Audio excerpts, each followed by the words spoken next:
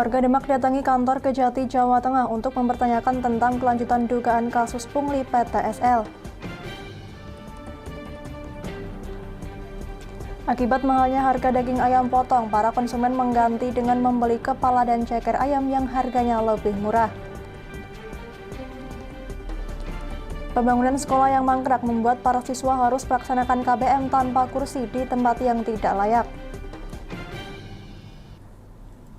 Selamat sore pemirsa, bersama saya Amanda Soraya, inilah Jateng hari ini.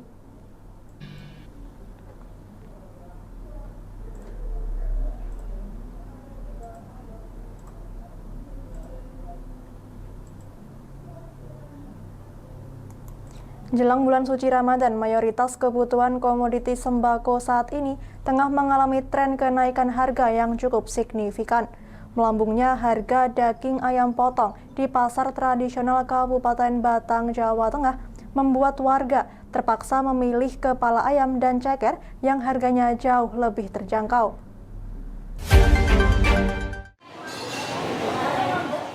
Tren kenaikan harga sejumlah kebutuhan dapur jelang pelaksanaan Hari Besar Keagamaan bulan suci Ramadan tak bisa terbendung lagi. Mayoritas harga 9 bahan pokok di pasaran saat ini melambung tinggi, seperti yang dialami komoditi daging ayam potong, hampir setiap hari mengalami perubahan harga yang signifikan.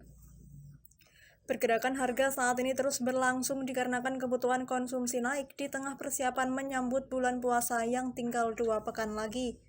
Naiknya harga daging ayam langsung disikapi oleh warga yang harus memutar otak dalam membelanjakan uangnya di tengah tren kenaikan harga, seperti yang dilakukan oleh salah satu warga yang terpaksa mengurungkan niatnya membeli daging ayam potong karena mahal.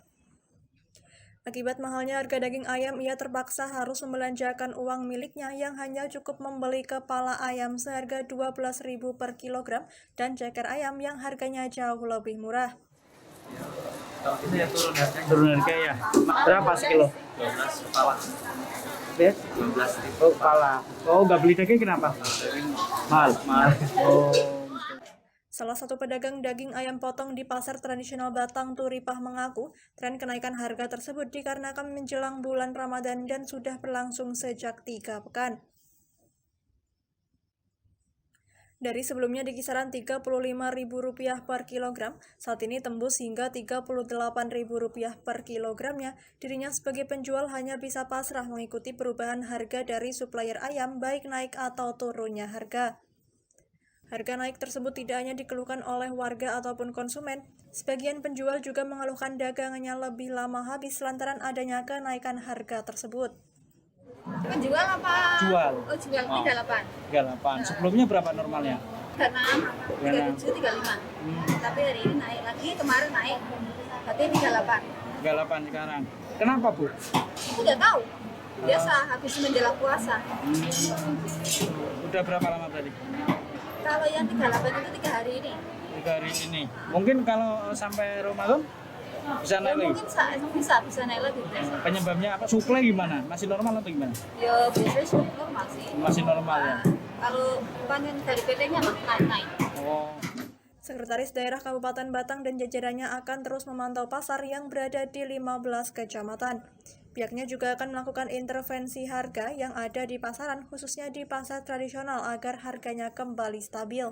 Dari kami, dari TPID, Dinas Perindak, Disperindaklab, Perekonomian, dan yang terkait lainnya, ini selalu komunikasi dengan para pedagang pasar dan juga sidak ke lapangan, mana-mana ada harga yang memang tidak layak, tidak normal, itu nanti akan kami tindak lah, kalau memang tidak sesuai dengan ketentuan dari pemerintah. Kenaikan harga yang saat ini tengah berlangsung di berbagai daerah, khususnya di pasar tradisional, bisa dipastikan akan terus terjadi hingga hari pelaksanaan ibadah puasa mendatang. Dari Batang, Ahmad Revaldi Krisna, Lingkar TV, melaporkan. Masih belum selesai dan ditinggal pergi oleh pemborong, proses rehab bangunan 5 sekolah dasar yang ada di Kabupaten Batang, Jawa Tengah kini terbengkalai. Akibatnya para peserta didik terpaksa belajar di tempat tak layak, menyebar di rumah penduduk, tempat ibadah, dan kantor balai desa.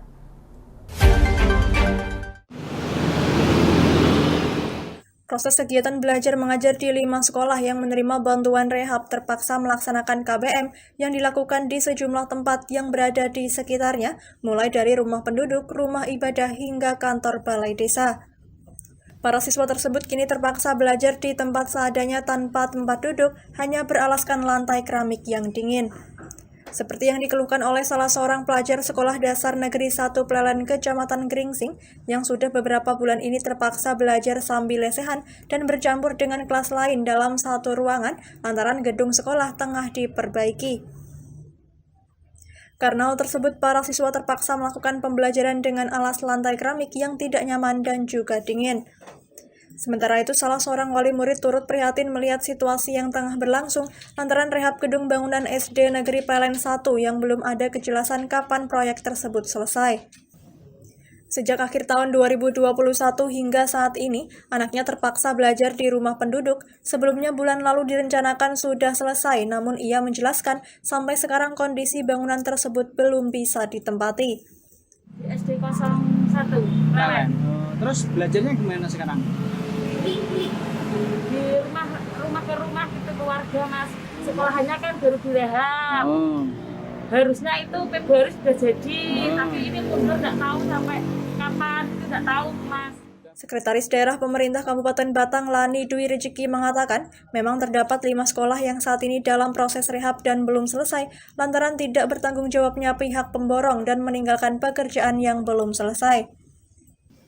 Lani menyebutkan untuk penyelesaian rehab tersebut sudah dianggarkan lagi pada perubahan RAPBD sehingga bisa dipastikan tahun ini akan dilanjutkan dan bisa segera ditempati untuk KBM secara normal.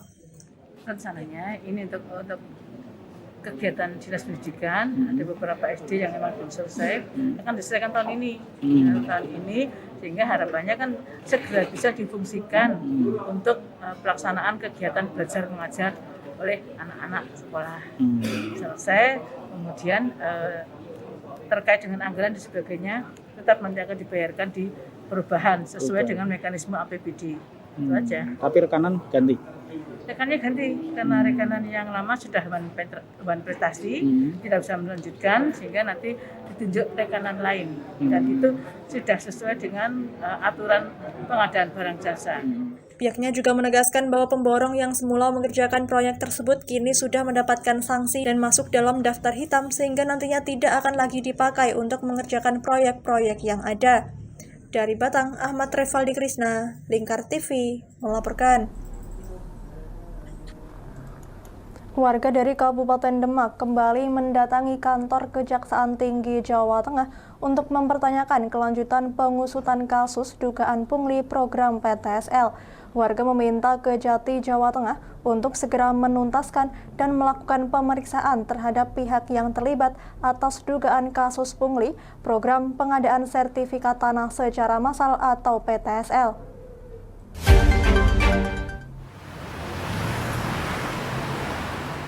Kedatangan warga pun langsung diterima Kasih Penkum di Ruang Pelayanan Informasi Publik Kejaksaan Tinggi Jawa Tengah.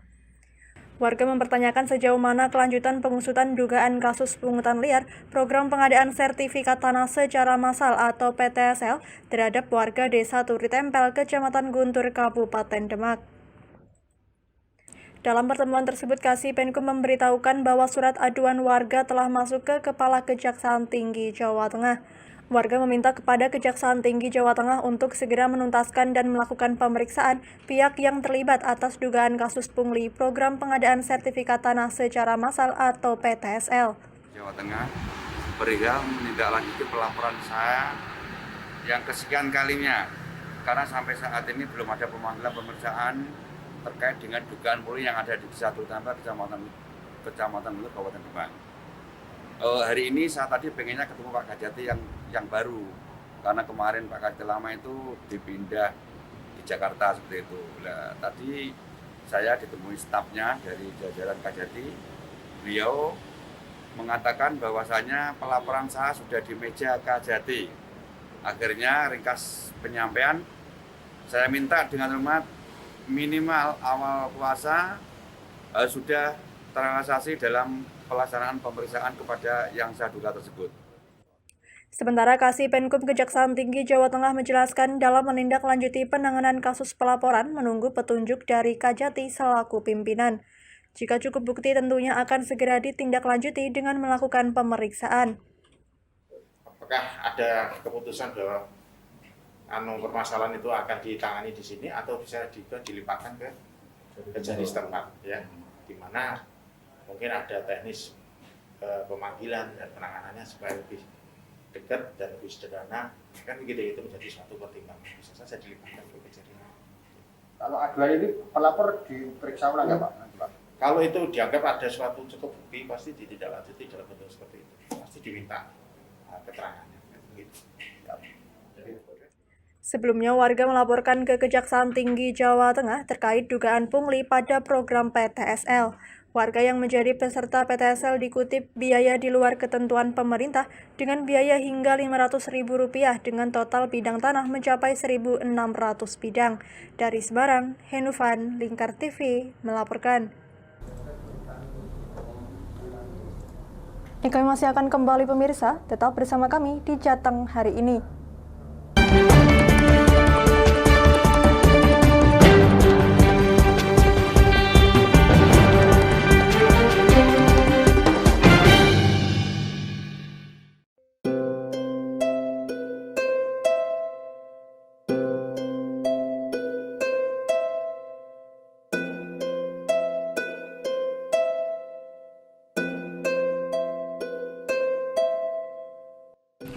Wah iki yo siaran TV wah apik temenan. Filme cocok karo suasanane. Elah. Lapo bro ngene iki awan-awan kok. Iki lho nonton TV, Kang. Wah, genah edan kowe wong genang delok HP kok delok TV piye? Wah kurang update kowe iki, Kang. Lho maksudnya piye kok ngarani aku ora update iku? Iki lho deloken, aku nonton TV tenan.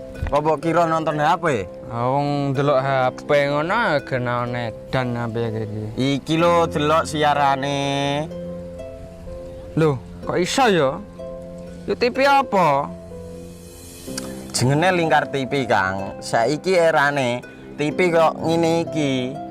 Kok Lingkar TV nek dia awak dhewe panggone iso nonton TV lewat HP. Kok ngene iki. Ana film-film ngene iku ya? Iya, filme apik-apik kaya ngene iki. Awak dhewe nek sawah leren mbut gawe iso leren ndelok film-film ngene iki. Padha iso ngene iku. Iso, ora ketinggalan karo cah-cah kae. Duh. HP ku kok ora iso tak nggo ngono piye carane iki? Iki lho Rip, tak doi carane. Piye? Kowe buka Play Store. Play Store, Mas. Yo iku pokoke. Play Store apa? Ketik Lingkar TV.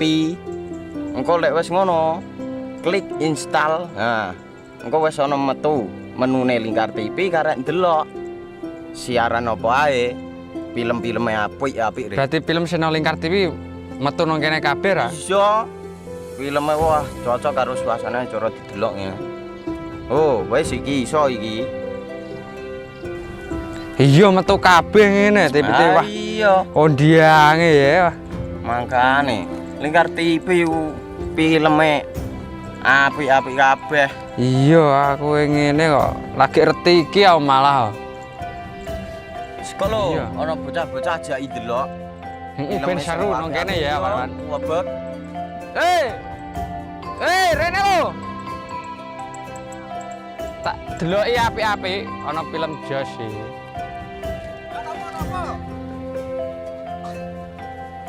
Rene go Rene. Oh iki lho tak deloki film nang Lingkar TV. Solutif dan terpercaya. Tonton siaran Lingkar TV melalui aplikasi Lingkar TV di Play Store. Dengan cara ketik Lingkar TV di pencarian Play Store, kemudian tekan install. Mudah bukan? Nikmati tayangan-tayangan menarik dari Lingkar TV kapanpun dan dimanapun Anda berada. Tinggal tekan menu Lingkar TV di HP Anda dan selamat menonton!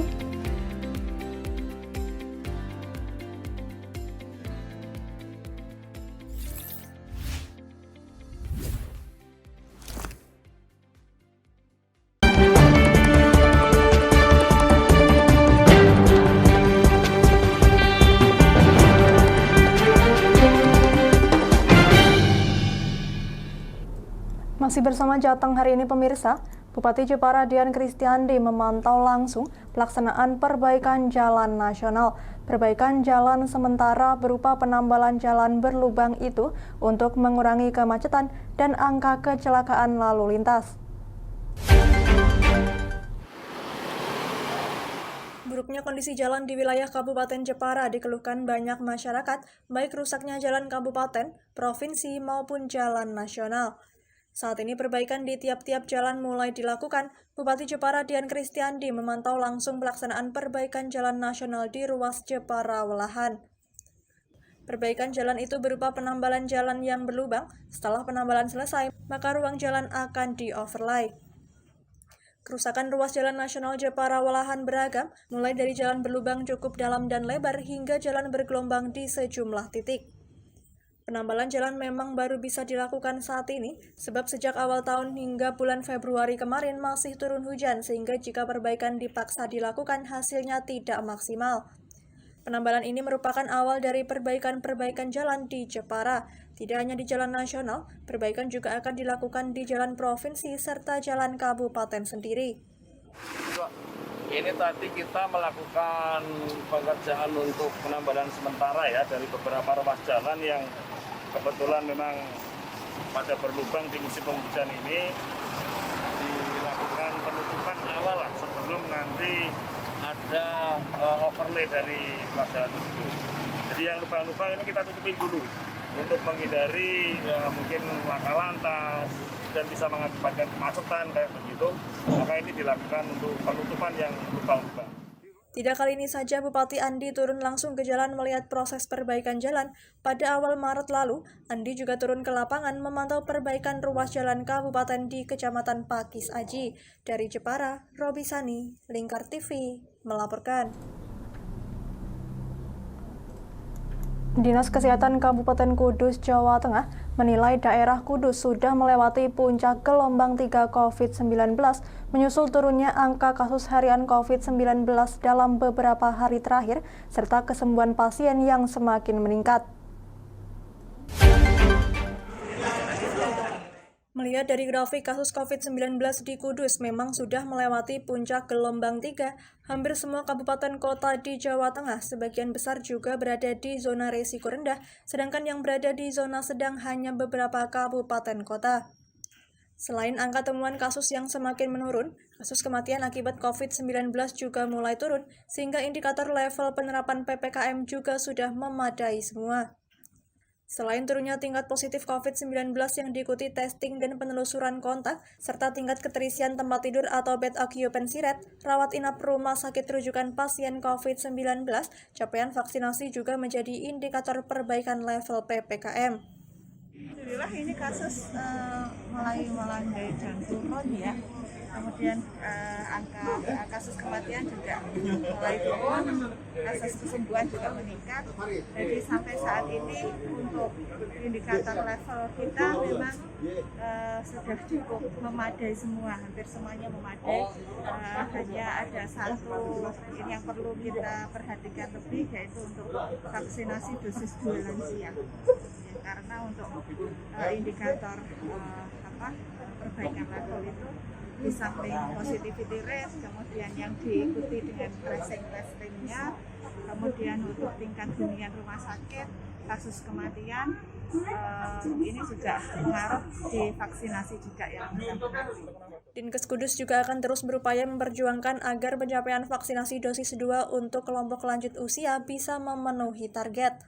Dinkes Kudus bersama sejumlah pihak sudah berupaya memobilisasi warga lansia untuk melakukan vaksinasi dosis kedua.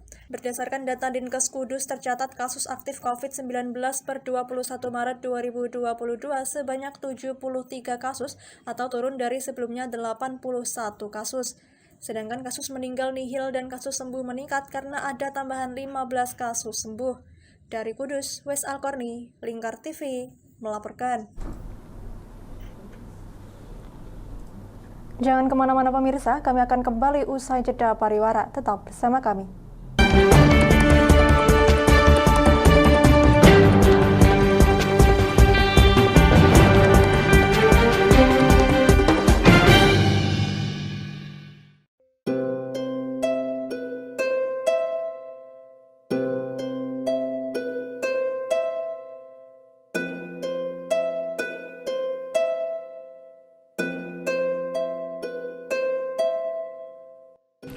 Wah iki yo siaran TV apik temenan. Filme cocok karo suasanane. Elah. Lapo le bro ngene iki awan-awan kok. Iki lho nonton TV, Kang. Wah, kenal nedan kowe wong genang delok HP kok delok TV piye? Wah, kurang update kowe iki, Kang. Lho, maksudnya piye kok ngarane aku update itu? Iki lho deloken, aku nonton TV tenan. Apa kira nonton HP? Wong delok HP ngono kenal nedan apa iki. Iki lho delok siarane. Lho, kok iso ya? Yo TV apa? Jenenge Lingkar TV, Kang. Saiki erane TV kok ngene iki. Kok Lingkar TV nek diae awak dhewe panggone iso nonton TV lewat HP. Kok ngene iki. Ana film-film ngene iku ya? Iya, filme apik-apik kaya ngene iki. Awak dhewe nek sawah leren mbut gawe iso leren ndelok film-film ngene iki. Padha iso ngene iku. Iso, ora ketinggalan karo cah-cah kae. Duh. HP ku kok ora iso tak nggo ngono piye carane iki? Iki lho Rip, tak doi carane. Piye? Kowe buka Play Store. Play Store, Mas. Yo iku pokoke. Play Store apa? Ketik Lingkar TV.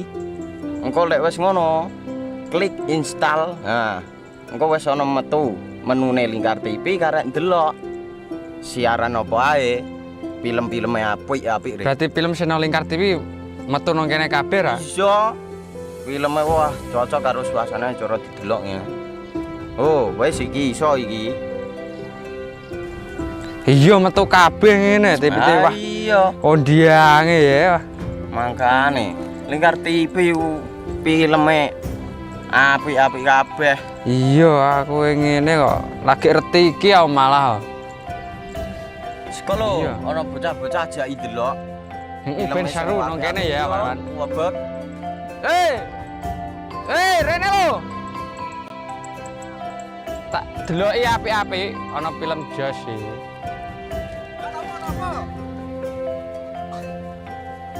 Rene go Rene. Oh iki lho tak deloki film nang Lingkar TV. Solutif dan terpercaya. Tonton siaran Lingkar TV melalui aplikasi Lingkar TV di Play Store. Dengan cara ketik Lingkar TV di pencarian Play Store, kemudian tekan install. Mudah bukan? Nikmati tayangan-tayangan menarik dari Lingkar TV kapanpun dan dimanapun Anda berada. Tinggal tekan menu Lingkar TV di HP Anda dan selamat menonton!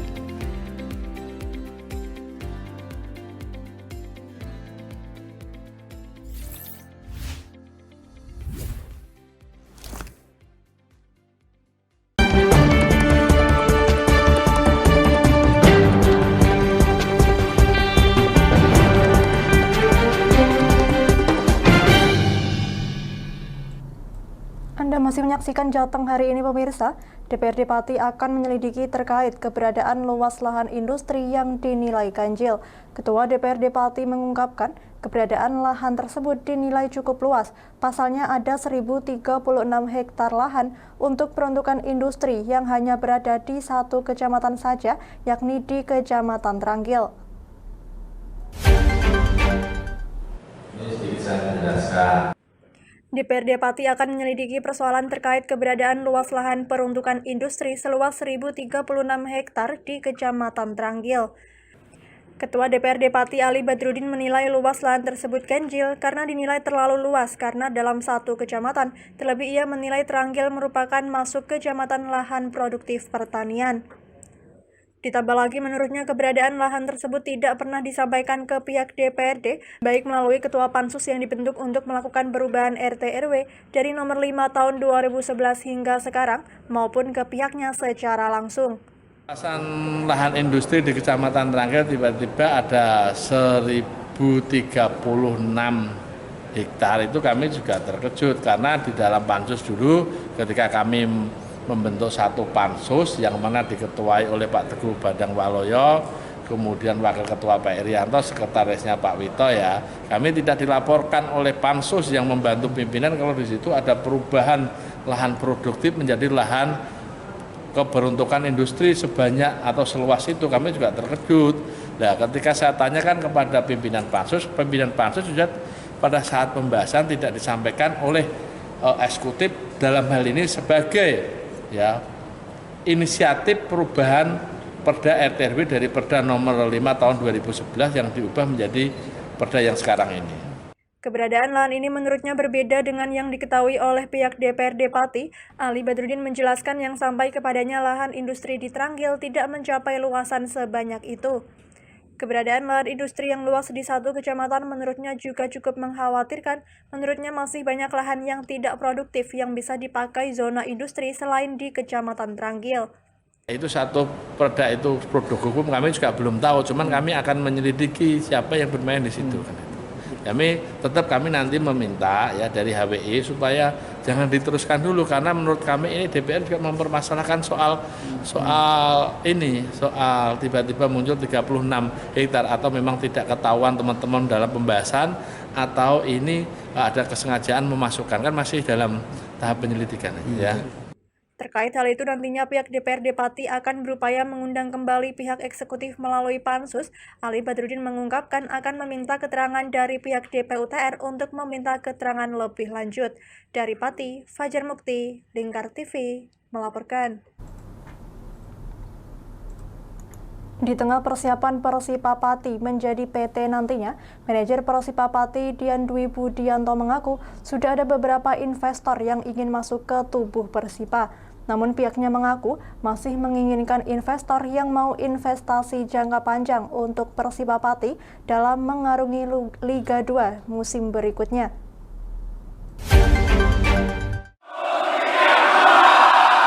Ditemui di Hotel New Merdeka pada tempo hari, manajer Persipa Pati Dian Dwi Budianto mengungkapkan keinginannya terkait investor yang mau investasi jangka panjang di Persipa Pati. Ia mengaku sejak Persipa lolos 16 besar Liga 3 Nasional lalu, sudah ada beberapa investor yang mengantri ingin investasi ke Persipa Pati, namun pihaknya mengaku akan memilih investor yang mau investasi jangka panjang. Pihaknya juga mengaku tidak terburu-buru terkait keputusan investor yang akan masuk ke Persipa untuk mengarungi Liga 2 musim depan. Kita 16 besar sebenarnya sudah investor yang mau masuk, sponsor juga mau tanya banyak, cuman kita masih bentuk PT dulu, nanti kita pecah komisarisnya, sahamnya, jadi memang kita nggak terburu-buru waktu itu karena memang harus mendapatkan investor yang memang mau jangka panjang. Terkait keinginannya memiliki investor yang berpandangan jangka panjang, Dian Dwi Budianto mempunyai alasan karena Persipa Pati ke depan perlu membangun training ground dan juga pembinaan pemain muda. Oleh karenanya pihaknya mengungkapkan sangat ingin memiliki investor jangka panjang untuk membangun pondasi Persipa dan juga pembinaan untuk menciptakan pemain berkelas, tidak hanya sekedar membeli pemain. Karena kita membangun pondasi dulu, pondasi Liga 2, ada training ground, ada pembinaan, jadi tidak hanya membeli pemain tapi juga bisa mencetak pemain. Ditanya terkait perkembangan pembentukan PT Persipa Pati, Dian Dwi Budianto menjelaskan bahwa ia menargetkan dalam 2 minggu ke depan sudah menunjuk komisaris dan menyelesaikan proses tersebut. Dari Pati, Fajar Mukti, Lingkar TV, melaporkan. Berita tadi sekaligus mengakhiri kebersamaan kita kali ini. Terus saksikan Jateng hari ini setiap pukul 17 waktu Indonesia Barat hanya di Lingkar TV. Akhirnya saya Mada Soraya, mewakili seluruh kerabat kerja yang bertugas, pamit dari hadapan Anda. Terima kasih dan sampai jumpa.